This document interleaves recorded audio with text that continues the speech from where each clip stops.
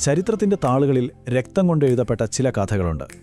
ഡെൻമാർക്കിന്റെ മഞ്ഞുമൂടിയ ഇരുളടഞ്ഞ കോട്ടകൊത്തളങ്ങളിൽ ഉറങ്ങിക്കിടക്കുന്ന അത്തരമൊരു ഭയാനകമായ കഥയാണ് ഇന്ന് ഞാൻ നിങ്ങളോട് പറയുന്നത്. അധികാരക്കൊതിയും വഞ്ചനയും എങ്ങനെയെല്ലാമാണ് ഒരു സാമ്രാജ്യത്തെ കാർന്നു തിന്നുന്നതെന്നും ഒരു രാജകുമാരന്റെ ഹൃദയത്തെ അഗാധമായ സംഘർഷങ്ങളിലേക്ക് തള്ളിവിടുന്നതെന്നും നമ്മളിവിടെ കാണാൻ പോവുകയാണ്. മരണമെന്നതൊരു അന്ത്യമല്ല, മറിച്ച് ചോരമണക്കുന്ന ഒരു തുടക്കം മാത്രമായിരുന്ന ആ രാജകീയ പശ്ചാത്തലത്തിലേക്ക് നമുക്കിറങ്ങിച്ചെല്ലാം. ഇത് ഡെൻമാർക്കിനു മീതെയുള്ള നിഴലിന്റെ കഥയാണ്. രക്തത്തിന്റെയും വിഷാദത്തിന്റെയും ഒരു ഇതിഹാസഗാഥ. ഒരിക്കൽ മനോഹരമായി പൂത്തുനിന്നിരുന്ന ഒരു വലിയ സാമ്രാജ്യം എങ്ങനെയാണ് ചീഞ്ഞഴുകിയ ഒരു ശവപ്പറമ്പായി മാറുന്നത് എന്ന് നിങ്ങൾ ചിന്തിച്ചിട്ടുണ്ടോ? യുവരാജാവായ ഹാംലെറ്റിന്റെ കണ്ണുകളിൽ അവന്റെ പ്രിയപ്പെട്ട നാട് അങ്ങനെയൊന്നായി മാറിക്കഴിഞ്ഞിരുന്നു. കളകൾ മാത്രം നിറഞ്ഞൊരു പൂന്തോട്ടം. അവിടെ നല്ല പൂക്കളെല്ലാം ശ്വാസം മുട്ടി മരിക്കുകയും അഴിമതിയുടെയും വഞ്ചനയുടെയും കളകൾ മാത്രം തഴച്ചു വളരുകയും ചെയ്യുന്നു. ഉത്തമനായ തന്റെ അച്ഛന്റെ വേർപാട് ആ ചെറുപ്പക്കാരനെ അഗാധമായ വിഷാദത്തിലേക്കാണ് തള്ളിവിട്ടത്. അവന് ലോകത്തോടുള്ള എല്ലാ പ്രതീക്ഷയും നഷ്ടപ്പെട്ടു തുടങ്ങിയിരുന്നു. എന്നാൽ വിധിയുടെ ക്രൂരത അവിടെ തീർന്നിരുന്നില്ല. മഹാനായ ഹാംലെറ്റ് രാജാവിന്റെ അപ്രതീക്ഷിതമായ മരണം, ആ വേർപാടിന്റെ കണ്ണുനീർ ഉണങ്ങും മുൻപേ, ശരിക്കും പറഞ്ഞാൽ വെറും 2 മാസം പോലും തികയും മുൻപേ, ഗട്രൂഡ് രാജ്ഞി വീണ്ടും വിവാഹിതയാകുന്നു. അതും മരിച്ച രാജാവിന്റെ സ്വന്തം സഹോദരനായ ക്ലോഡിയസിനെ. സ്നേഹനിധിയായിരുന്ന തന്റെ ഭർത്താവിനെ രാജ്ഞി ഇത്രവേഗം മറന്നുവെന്നത് ഹാംലെറ്റിന്റെ ഹൃദയം പിളർക്കുന്ന ഒന്നായിരുന്നു. ഒരു രാജാവാകാൻ വേണ്ട യാതൊരു യോഗ്യതയുമില്ലാത്ത ആ മനുഷ്യനെ അവൾ ഇത്ര തിടുക്കത്തിൽ എന്തിനു വിവാഹം കഴിക്കണം? യഥാർത്ഥത്തിൽ കിരീടം അവകാശിയായ ഹാംലെറ്റിന് ലഭിക്കേണ്ടതായിരുന്നു. എന്നാൽ ആ സ്ഥാനത്തേക്ക് കടന്നു കയറിയത് ക്ലോഡിയസ് ആണ്. വെറുമൊരു അധികാരവരിയൻ. ഒരു കൊടിയ വഞ്ചനയുടെ ഗന്ധം ആ കൊട്ടാരത്തിൽ അപ്പോൾ പരക്കാൻ തുടങ്ങിയിരുന്നു. അധികാരത്തിനും ആ രാജ്ഞിയെ സ്വന്തമാക്കാനും വേണ്ടി ഈ നീചനായ ക്ലോഡിയസ് സ്വന്തം സഹോദരനെ രഹസ്യമായി കൊലപ്പെടുത്തിയതാണോ? ഈ ഒരു സംശയം ഓരോ നിമിഷവും ഹാംലെറ്റിന്റെ ഹൃദയത്തിൽ വെറുപ്പിന്റെ വലിയൊരു അഗ്നിപർവ്വതമാണ് സൃഷ്ടിച്ചുകൊണ്ടിരുന്നത്.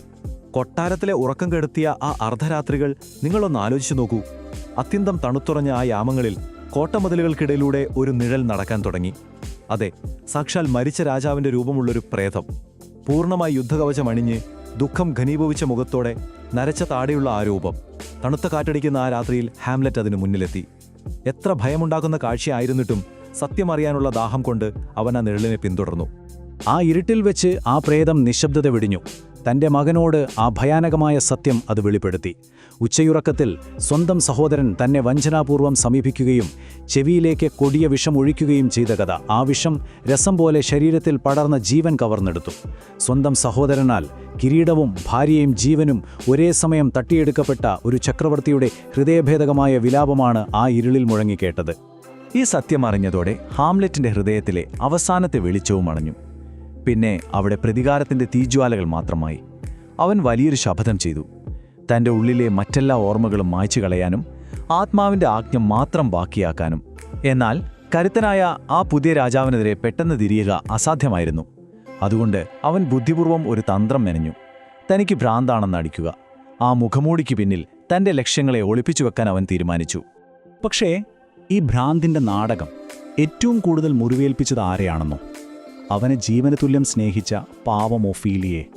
ഒരിക്കൽ അവളെ അതിയായി സ്നേഹിച്ചിരുന്ന ഹാംലെറ്റ് ഇപ്പോൾ തീർത്തും പരുഷമായാണ് അവളോട് പെരുമാറിയത്. ഇതിന്റെ യഥാർത്ഥ കാരണമറിയാത്ത അവൾ തന്റെ കാമുകന്റെ ഉജ്ജ്വലമായ മനസ്സ് തകർന്നുവെന്ന് കരുതി നെഞ്ചുപൊട്ടി വിലപിച്ചു. മനോഹരമായി മുഴങ്ങിയിരുന്ന ഒരു സംഗീതോപകരണം താളം തെറ്റുമ്പോൾ ഉണ്ടാകുന്ന കർണകഠോരമായ ശബ്ദം പോലെയാണ് അവൾക്കത് അനുഭവപ്പെട്ടത്. പുറത്ത് ഭ്രാന്തനായി നടിക്കുമ്പോഴും ഹാംലെറ്റിന്റെ ഉള്ളിൽ വലിയൊരു കൊടുങ്കാറ്റായിരുന്നു. ആത്മാവ് പറഞ്ഞത് പൂർണ്ണമായും സത്യമാണോ? അതോ തന്നെ പാപത്തിലേക്ക് തള്ളാൻ വന്ന ഏതെങ്കിലും പിശാചാണോ ആ രൂപത്തിൽ വന്നത്? പ്രതികാരം ചെയ്യാൻ വൈകുന്ന ഓരോ നിമിഷവും അവൻ സ്വയം ശപിച്ചുകൊണ്ടിരുന്നു. ഒരു ജീവനെടുക്കാൻ കൈകൾ വിറയ്ക്കുന്ന ആ രാജകുമാരന്റെ വലിയൊരു ആത്മസംഘർഷം അവിടെ കാണാമായിരുന്നു. ക്ലോഡിയസ് തന്നെയാണ് കൊലയാളി എന്നുറപ്പിക്കാൻ അവനൊരു തെളിവ് വേണമായിരുന്നു. അങ്ങനെ ഇരിക്കെയാണ് കൊട്ടാരത്തിലേക്ക് ഒരു നാടക സംഘം വരുന്നത്. അവരെ വെച്ച് ഹാംലെറ്റ് തന്റെ തന്ത്രം വിരിച്ചു. തന്റെ പിതാവിന്റെ കൊലപാതകത്തിന് സമാനമായൊരു കഥ അവൻ അവരെക്കൊണ്ട് സദസ്സിൽ അവതരിപ്പിച്ചു. ഗൊൺസാഗോയുടെ കൊലപാതകം. ഒരു പൂന്തോട്ടത്തിൽ വെച്ച് വിഷം കൊടുത്തു കൊല്ലുന്നതും പിന്നീട് ഭാര്യയെ സ്വന്തമാക്കുന്നതുമായിരുന്നു നാടകത്തിന്റെ പ്രമേയം. രാജാവ് ഉൾപ്പെടെ എല്ലാവരെയും അവൻ ക്ഷണിച്ചു. നാടകം നടക്കുമ്പോൾ ആ രാജാവിന്റെ മുഖത്ത് വരുന്ന മാറ്റങ്ങൾ പിടിച്ചെടുക്കുകയായിരുന്നു ഹാംലെറ്റിന്റെ ലക്ഷ്യം. നാടകം തുടങ്ങി. ആ കൊട്ടാരത്തിലെ അന്തരീക്ഷം പതുക്കെ മുറുകി വന്നു. നാടകത്തിൽ കൊലയാളി ഉറങ്ങിക്കിടക്കുന്ന രാജാവിന്റെ ചെവിയിൽ വിഷമൊഴിക്കുന്ന രംഗമെത്തിയപ്പോൾ ക്ലോഡിയസിന് തന്റെ ഇരിപ്പിടത്തിലിരിക്കാൻ കഴിഞ്ഞില്ല. അവന്റെ മുഖം വിളറിവെളുത്തു. പെട്ടെന്നൊരു ശാരീരിക അസ്വസ്ഥത നടിച്ച് ഭയത്തോടെ അവൻ അവിടെ നിന്നും ഓടി മറഞ്ഞു. അതോടെ ഹാംലെറ്റിന് ഉറപ്പായി, പ്രേതം പറഞ്ഞത് അക്ഷരം പ്രതി ശരിയാണ്. കെണി കൃത്യമായി പ്രവർത്തിച്ചിരിക്കുന്നു. കൊലയാളിയുടെ മനസാക്ഷി അവനെ ഒറ്റിക്കൊടുത്തു. അന്ന് രാത്രി കോപം തിളച്ചുമറിയുന്ന മനസ്സോടെ ഹാംലെറ്റ് തന്റെ അമ്മയുടെ മുറിയിലെത്തി. ക്ഷുഭിതയായ അവൾ അവനെ ശകാരിച്ചു. എന്നാൽ ഒട്ടും വിട്ടുകൊടുക്കാതെ മൂർച്ചയേറിയതും കൈപ്പേറിയതുമായ സ്വരത്തിൽ അവൻ തിരിച്ചു പറഞ്ഞു, അമ്മേ, നിങ്ങൾ എന്റെ അച്ഛനെ വല്ലാതെ അപമാനിച്ചിരിക്കുന്നു. ദൈവതുല്യനായ തന്റെ യഥാർത്ഥ അച്ഛന്റെ സ്ഥാനത്ത് ആ വഞ്ചകനെ പ്രതിഷ്ഠിച്ചതിലുള്ള സർവ്വരോഷവും ആ വാക്കുകളിലുണ്ടായിരുന്നു. അത്രമാത്രം സംഘർഷഭരിതമായിരുന്നു ആ നിമിഷങ്ങൾ. ഈ വാക്കേറ്റങ്ങൾക്കിടയിലാണ് കൊടും ക്രൂരമായ ആ അബദ്ധം സംഭവിക്കുന്നത്. കർട്ടനു പിന്നിൽ ആരുടെയോ ഒരു അനക്കം ഹാംലെറ്റ് ശ്രദ്ധിച്ചു. തന്നെ ചാരപ്പണി ചെയ്യാൻ വന്ന ക്ലോഡിയസ് രാജാവാണെന്ന് കരുതി അന്ധനായ കോപത്തിൽ അവൻ ആ കർട്ടനിലൂടെ തന്റെ വാളുകൊണ്ട് ആഞ്ഞുകുത്തി. പക്ഷേ ആ ഇരുട്ടിൽ രക്തത്തിൽ കുളിച്ചു വീണത് രാജാവായിരുന്നില്ല. പകരം അവിടെ ഒളിച്ചു നിന്നിരുന്ന രാജ്ഞിയുടെ ഉപദേശകനായ പോളോണിയസ് ആയിരുന്നു. മുന്നിൽ കിടക്കുന്ന ശവത്തെ വകവയ്ക്കാതെ അവൻ വീണ്ടും അമ്മയ്ക്ക് നേരെ തിരിഞ്ഞു. ദൈവതുല്യനായ തന്റെ പിതാവിനെയും രോഗം ബാധിച്ച ഒരു പുഴുവിനെ പോലെയുള്ള ക്ലോഡിയസിനെയും അവൻ താരതമ്യം ചെയ്ത് കാണിച്ചു. ആ കൊലപാതകിയോടൊപ്പം ജീവിക്കുന്ന അവളുടെ പാപം നിറഞ്ഞ മനസ്സിനെ അവൻ വലിച്ചു കീറുമ്പോഴാണ് വീണ്ടും ആ അമാനുഷിക രൂപം അവനു മുന്നിൽ പ്രത്യക്ഷപ്പെടുന്നത്. പ്രതികാരം വൈകുന്നതിനെ ഓർമ്മിപ്പിക്കാൻ. പക്ഷേ രാജ്ഞിക്കത് കാണാൻ കഴിഞ്ഞില്ല. അവൾ ഭയത്തോടെ ആ കാഴ്ച നോക്കി നിന്നു. പൊളോണിയസിന്റെ മരണം വഞ്ചകനായ ക്ലോഡിയസിന് നല്ലൊരവസരമായി മാറി. ഹാംലെറ്റിനെ നാടുകടത്തുക എന്ന വ്യാജേന ഇംഗ്ലണ്ടിലേക്ക് അയച്ച് അവിടെ വെച്ച് വധിക്കാൻ അവൻ രഹസ്യമായി ഉത്തരവിട്ടു. പക്ഷേ വിധി മറ്റൊന്നായിരുന്നു. കടൽയാത്രയ്ക്കിടെ ബുദ്ധിപൂർവം ആ കൊലപാതക സന്ദേശം തിരുത്തിയെഴുതാനും കടൽ കൊള്ളക്കാരുടെ ആക്രമണത്തിൽ നിന്നും രക്ഷപ്പെടാനും ഹാംലെറ്റിന് കഴിഞ്ഞു. മരണത്തിന്റെ വക്കിൽ നിന്നും ഇരട്ടി ശക്തിയോടെ ഹാംലെറ്റ് ഡെൻമാർക്കിലേക്ക് തിരികെ വരികയാണ്. എന്നാൽ തിരികെ വന്ന ആ രാജകുമാരനെ കാത്തിരുന്നത് നെഞ്ചുപിളർക്കുന്ന മറ്റൊരു കാഴ്ചയാണ്. താൻ ജീവനേക്കാൾ സ്നേഹിച്ച ഒഫീലിയയുടെ മരണം. സ്വന്തം അച്ഛനെ കാമുകൻ കൊന്നെന്ന സത്യം താങ്ങാനാവാതെ അവളുടെ സമനില തെറ്റിയിരുന്നു. ഭ്രാന്തിയായി മാറിയ അവൾ ഒരു വില്ലോ മരത്തിൽ നിന്ന് നദിയിലേക്ക് വീണു. ഭാരമേറിയ വസ്ത്രങ്ങൾ അവളെ ആ ചെളി നിറഞ്ഞ വെള്ളത്തിന്റെ അടിത്തട്ടിലേക്ക് വലിച്ചു താഴ്ത്തി. ഈ കാഴ്ച ഹാംലെറ്റിനെ തീർത്തും തകർത്തു കളഞ്ഞു. ഒഫീലിയയുടെയും പോളോണിയസിന്റെയും മരണത്തോടെ അവളുടെ സഹോദരനായ ലെയറ്റീസിന്റെ കണ്ണുകളിൽ പക ജ്വലിച്ചു. ഈ പകയെ ക്ലോഡിയസ് രാജാവ് വീണ്ടും ചൂഷണം ചെയ്തു. ഹാംലെറ്റിനെ എന്നേക്കുമായി ഇല്ലാതാക്കാൻ അവർ 3 മരണക്കിണികൾ ഒരുക്കി.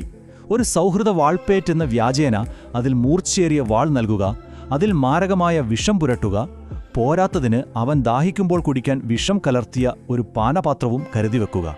കൊലയാളി എല്ലാ പഴുതുകളും അടച്ചു. അങ്ങനെ കൊട്ടാരത്തിൽ ആ അന്തിമ പോരാട്ടം തുടങ്ങി. ചതി അറിയാതെ പൊരുതിയ ഹാംലെറ്റിനെ പെട്ടെന്ന് ആ വിഷവാൾ കൊണ്ട് മുറിവേറ്റു. എന്നാൽ ആ ഘോരയുദ്ധത്തിനിടയിൽ വാളുകൾ മാറിപ്പോകുകയും കോപത്തോടെ അതേ വാളുകൊണ്ട് അവൻ ലെയറ്റീസിനെ വെട്ടുകയും ചെയ്തു. ഇതിനിടയിലാണ് ആ വലിയ ദുരന്തം സംഭവിക്കുന്നത്. മകന്റെ വിജയാഹ്ലാദത്തിൽ അവനുവേണ്ടി രാജാവ് കരുതി വെച്ചിരുന്ന ആ വിഷപാനപാത്രം ഗർട്രൂഡ് രാജ്ഞി അറിയാതെ എടുത്തു കുടിക്കുന്നു. നിമിഷങ്ങൾക്കുള്ളിൽ കൊട്ടാരം ഒരു മരണപ്പറമ്പായി മാറി. തനിക്ക് വിഷം നൽകപ്പെട്ടുവെന്ന നിലവിളിച്ചുകൊണ്ട് രാജ്ഞി പിടഞ്ഞു വീണു മരിച്ചു. മരണം മുന്നിൽ കണ്ട ലെയർട്ടീസ് ആ വഞ്ചനയുടെ കഥ മുഴുവൻ വിളിച്ചു പറഞ്ഞു. സ്വന്തം ഞരമ്പുകളിലും മരണം പടരുന്നതറിഞ്ഞ ഹാംലെറ്റ് അവസാനമായി തന്റെ സർവ്വശക്തിയുമെടുത്ത് ആ വിഷവാളുകൊണ്ട് വഞ്ചകനായ ക്ലോഡിയസ് രാജാവിന്റെ നെഞ്ചിലേക്ക് ആഞ്ഞുകുത്തി. അങ്ങനെ ഒടുവിൽ ആ കൊടും പ്രതികാരം അവൻ നിറവേറ്റി. ആ അന്തിമ പോരാട്ടം കഴിഞ്ഞതോടെ ഡെൻമാർക്കിന്റെ പ്രതീക്ഷയായിരുന്ന ആ മഹത്തായ ഹൃദയവും അവിടെ നിലച്ചു. തന്റെ ഉറ്റ സുഹൃത്തായ ഹൊറേഷ്യോയോട് ഈ ദുരന്തകഥ ലോകത്തോട് വിളിച്ചു പറയാൻ ഏൽപ്പിച്ച് ആ വീരനായ രാജകുമാരൻ അനന്തമായ ഉറക്കത്തിലേക്ക് വീണു. ശരിക്കും ഒരു മഹാനായ രാജാവാകേണ്ടിയിരുന്ന അവൻ വിധിയുടെ ക്രൂരമായ കളികളിൽപ്പെട്ട് എന്നേക്കുമായി വിടവാങ്ങി. രക്തം കൊണ്ട് മാത്രം കഴുകി തീർക്കാൻ കഴിഞ്ഞ ആ പാപങ്ങളുടെ കഥ അവിടെ തീരുകയാണ്. പക്ഷേ ഒരു വലിയ ചോദ്യം നമുക്ക് മുന്നിൽ ബാക്കിയാകുന്നു. സിംഹാസനത്തെ ശുദ്ധീകരിക്കാൻ വേണ്ടി അവൻ നടത്തിയ ആ പ്രതികാരം ഒടുവിൽ ആ രാജ്യത്തെ മുഴുവൻ രക്തത്തിൽ മുക്കിയില്ലേ? വിധിയുടെ ഈ ഭയാനകമായ ഭാരവും പ്രതികാരത്തിന്റെ യഥാർത്ഥ വിലയും എന്താണെന്ന് ചിന്തിക്കാൻ നിങ്ങളോട് ആവശ്യപ്പെട്ടുകൊണ്ട് ഈ ഇതിഹാസഗാഥ ഞാനിവിടെ അവസാനിപ്പിക്കുന്നു.